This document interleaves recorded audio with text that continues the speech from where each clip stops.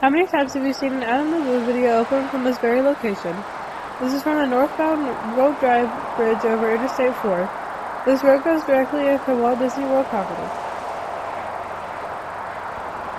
I'm looking at the southbound Road Drive Bridge that takes drivers to the City of Celebration. Beyond the bridge is the Mickey Power Pole. This pole was constructed in 1995. It is 105 feet tall and is illuminated at night. The Mickey head part alone weighs 30,000 pounds. Usually in the Out in the Blue videos, this is the prelude to going to Disney Park. However, for me, this is saying goodbye. I'm heading back to Georgia. Let's go.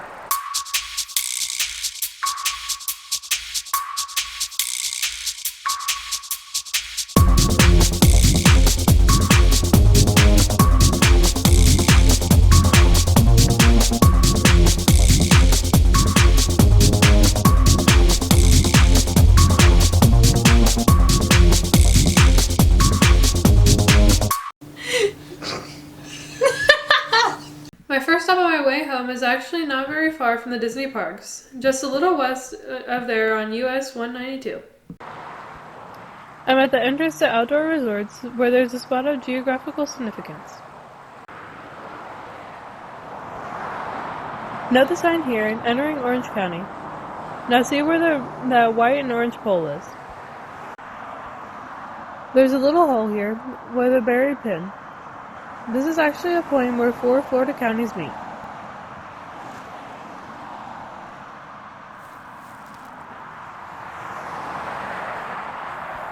In this direction is Orange County.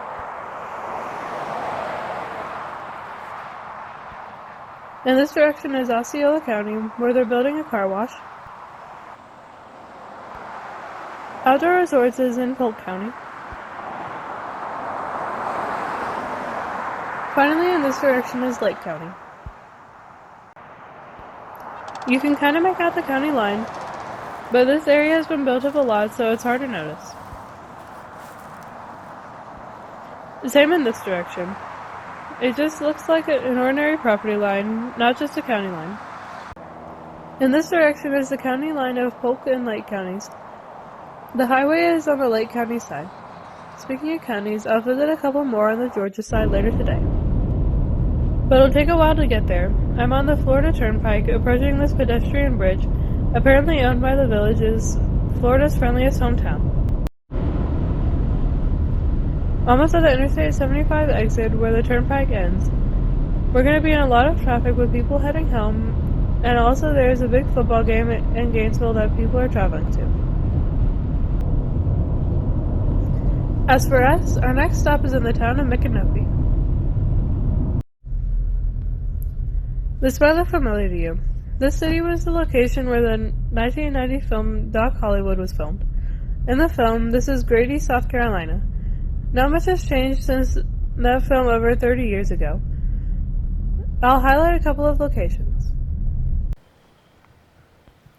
See this antique store? The exterior of this building was the hospital where Dr. Ben Stone had to do community service. I think they might still have the sign Grady Memorial Hospital stored in that building. They did in fact use the interior of this building as the interior of the hospital. This direction would lead us back to the interstate, Benstone. Back to the interstate. This direction wasn't shown in the film, I don't think. This yellow building was also used. Ben Stone entered this building during the festival where people were watching old movies. This antique store was used as the auto mechanic in the film. Today this building is a different color.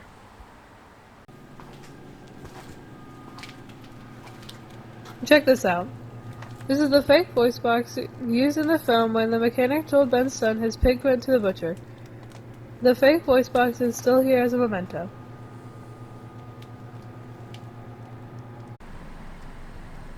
This building was the butcher shop, where Ben Stone carved up meat in exchange for keeping his pig.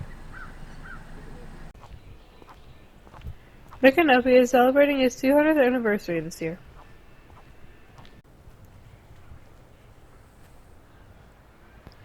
This marker describes how Micanopy was founded 200 years ago.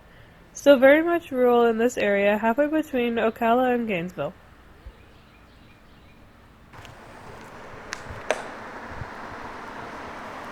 Other Doc Hollywood filming locations are in the towns of McIntosh, Evanston, and Reddick, all pretty close to Micanopy. But most of the filming locations are along the downtown area here in Micanopy. Anyway, time to head back to the interstate, Benstone. Back to the interstate.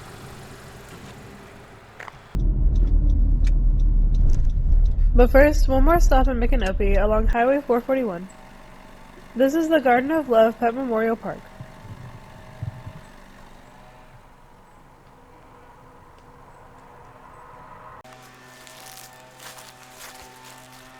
This is where people bury their pets.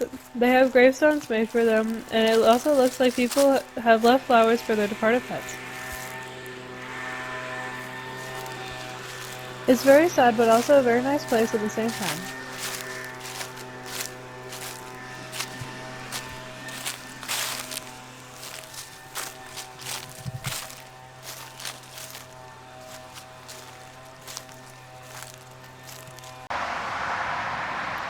But this is what I'm here to see.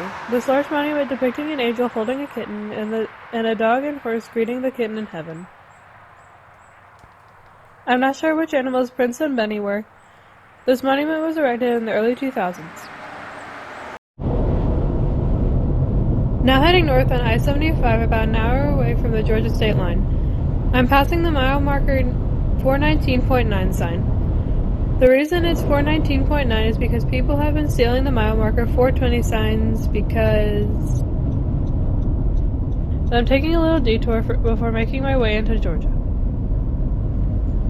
I'm heading a little west on I-10. I'm heading toward the town of Live Oak to see a classic bridge over a classic river. This is an old alignment of US 90. The sign says the road is closed in 400 feet, but I'm heading this way anyway. I'm being rebellious.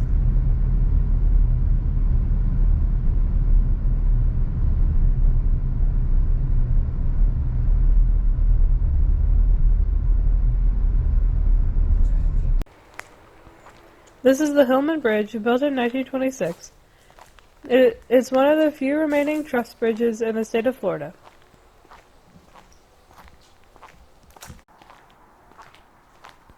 This bridge goes over the historic Suwanee River. Look how peaceful this looks. There's a railroad bridge over there.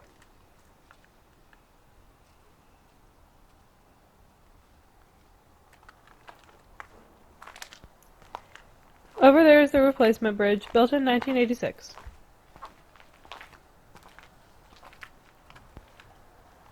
Once that bridge opened to traffic, this bridge no longer allowed vehicles. It is now just pedestrian and bike traffic.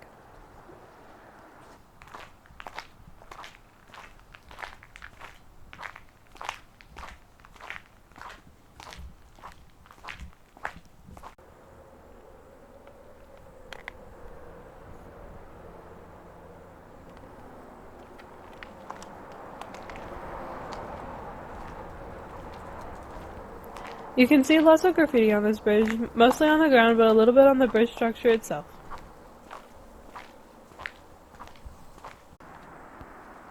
At the end of the bridge is the ghost town of Ellaville.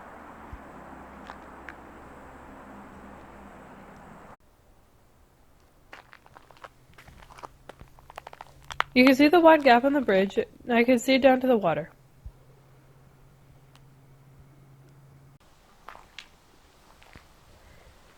Also notice the trees and vines are taking over this part of the bridge. The bridge is slowly but surely returning to nature.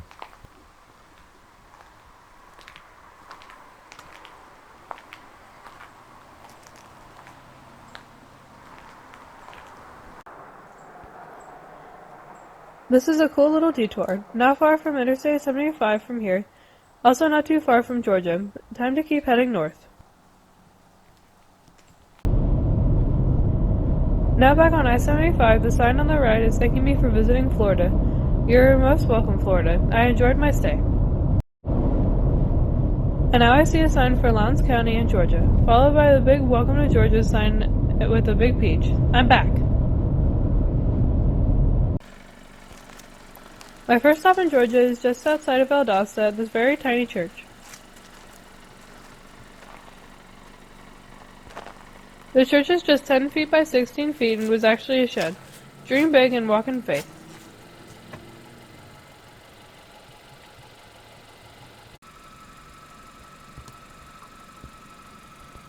Not able to go inside the church, so I'm looking in the window. I see a podium, a cross, and a small table with a guest book on it. Not getting a real good view inside from the other small windows. I do see a couple of pews in there. Might seat about 6 people total.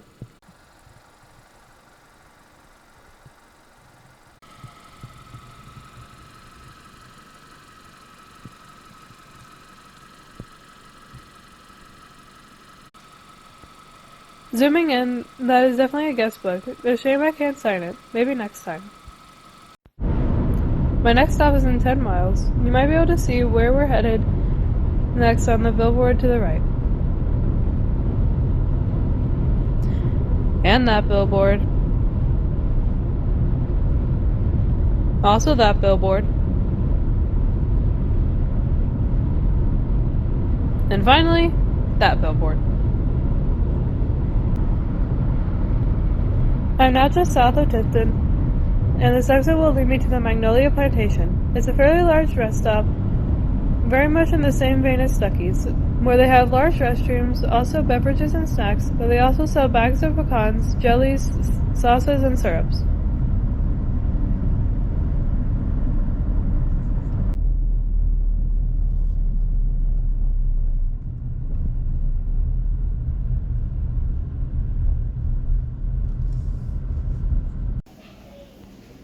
Some shopping baskets for my convenience here. This must be the sauce section over here, maybe salad dressings too.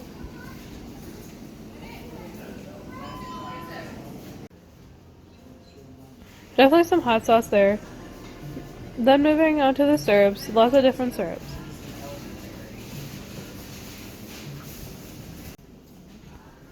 Over here, many different flavors of jellies, jams, monkey butter, whatever that is, and other preserves. Bags of pecans in and out of the shell are for sale here.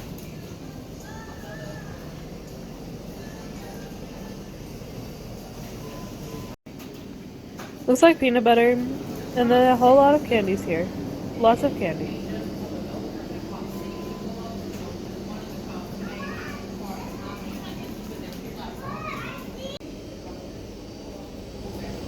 White trash. That looks interesting. Now more candies over here, and now I've reached the Brittle section.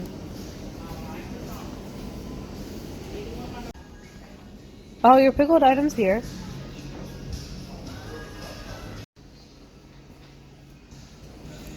Also some knickknacks, trinkets, toys, and shirts are here.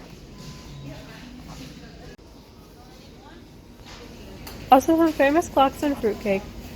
I got some at the Cloxton store last year. But how do the snacks compare to the other places? I can have a taste test for you right now. So these are the snacks that we got at Magnolia Plantation. We got a key lime coconut thing. I don't know what it's called. We got a pecan roll, not a log. That's Stuckey's. Wait, what's the difference? Oh, one's maple and one's not. I don't think. I don't know. It doesn't... I don't see any difference between the two of those. We got sour jelly beans. We also got chocolate-covered peanut brittle. I don't think I've ever had peanut brittle. So we're going to start with the peanut brittle. Let's find a tiny piece. This is the smallest piece. With weird patterns on the back.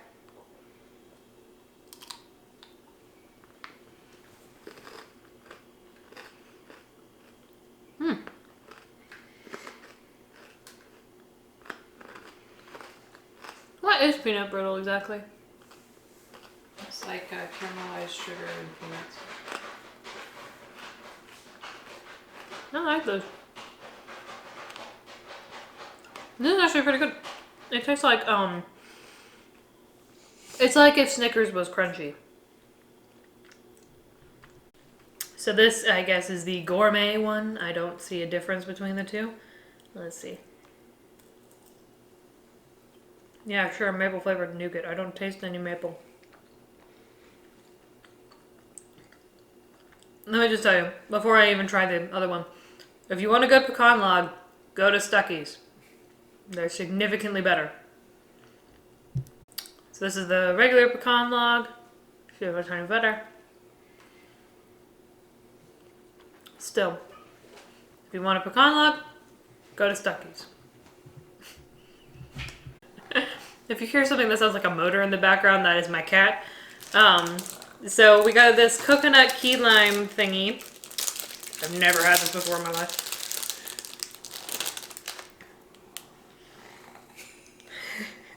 Motor cat. She's the cutest thing in the universe. Okay.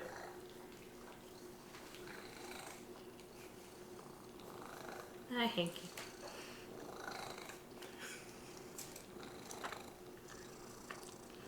I have one question with this. Where's the key lime? It tastes coconut, that's it. So for those of you who are wondering who is sitting on my shoulder, I have named him Mikey Fett. He's one of those little, if you've ever been to Disney, and I think they're in the, well, specifically Disneyland, I think they're in the, gift shop for Mission Breakout, which is what the Tower of Terror, which is what Tower of Terror in DCA was rethemed to. It's a Guardians of the Galaxy ride. He is called a Shoulderkin, and they have a Groot version of him in DCA. And what he does is he has a little metal plate that you can like stick under your shirt, and he's got a little magnet in his butt, and that's what magnets him to your shoulder. And he's a little Boba Tea, and he's the cutest thing ever. And I love him so much. Now back to my drive, and now I'm a little west of Tifton.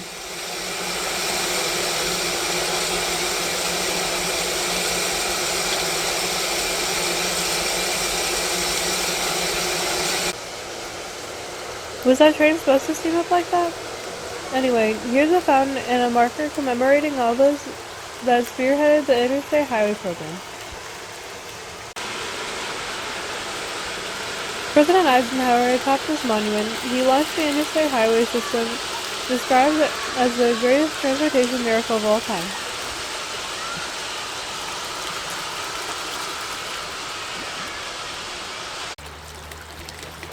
On the side, the governor at the time also congratulated for his contributions. It's a nice monument, but it's off to the side and was a little difficult to find.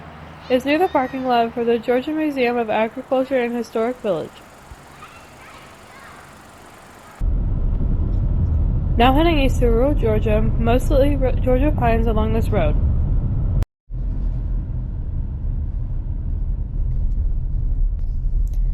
Now in the city of Fitzgerald, this is the downtown area. On the right is the Classic Theater.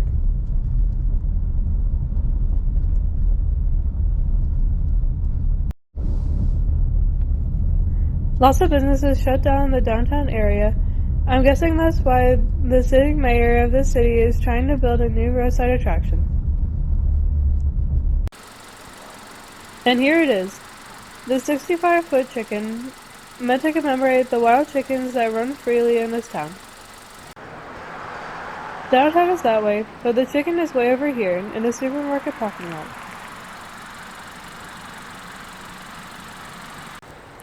Oh, and I'm in a newly visited county.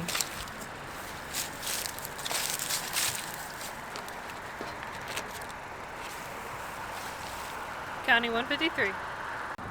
I'm in Ben Hill County, the 153rd county I visited in Georgia. Just 6 more to go to reach all 159 counties in this state. This chicken would be covered with plants and have a rental apartment in its center. But this bird has problems. The city has spent $300,000 on this structure and it is nowhere near complete. The mayor was just voted out of office. The mayor-elect is not ready to commit more money to this structure. There are legal issues with having living space inside the structure, and the citizens think that this bird is a big waste of money. So this big bird might very well be torn down, which would make this project a big mistake when they could have promoted tourism another way.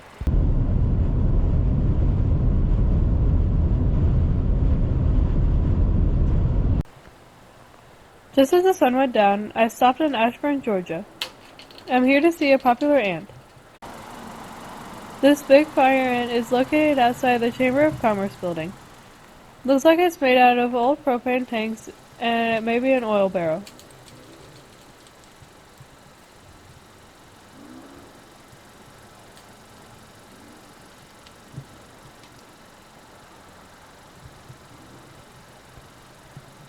This is definitely an interesting roadside attraction.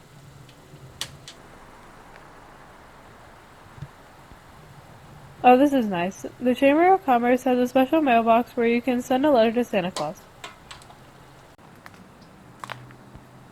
The Fire Ant is the mascot for the Fire Ant Festival, which was held here the last weekend of March.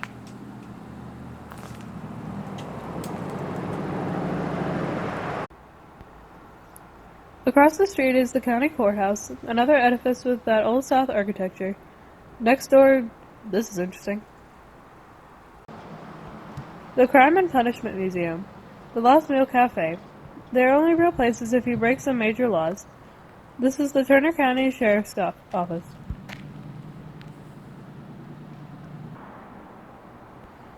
By the way, Ashburton is a known speed trap on I-75, which is the highway we have to get back on.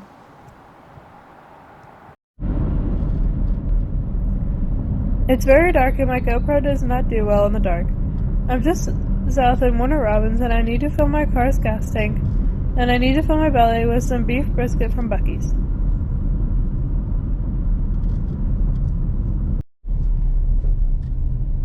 It's busy in here today, lots of travelers on this Thanksgiving weekend. It's almost 8:30 p.m. and I finally reached my final spot in the town of Irwinton in Wilkinson County. This is my first visit, so...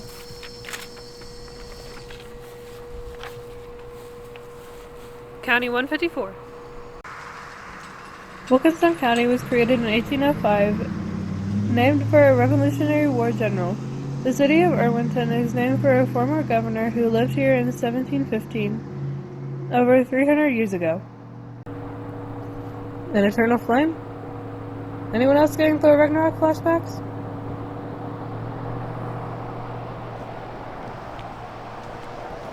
Yes, it is, but it's only slightly warming me up. But this is the Flame of Freedom, placed here in 1969 to thank our armed forces for defending our freedom. There is nobody here. Irwinton only has a population of 550 people, and Wilkinson County just 9,000 people. Only 5 more counties left to visit in Georgia. Those counties will be visited by the end of the year. It took 3 more hours to drive home from here, totaling 16 hours from Orlando to home. And that's a lot. I'll see you next time. Thanks for watching. Bye!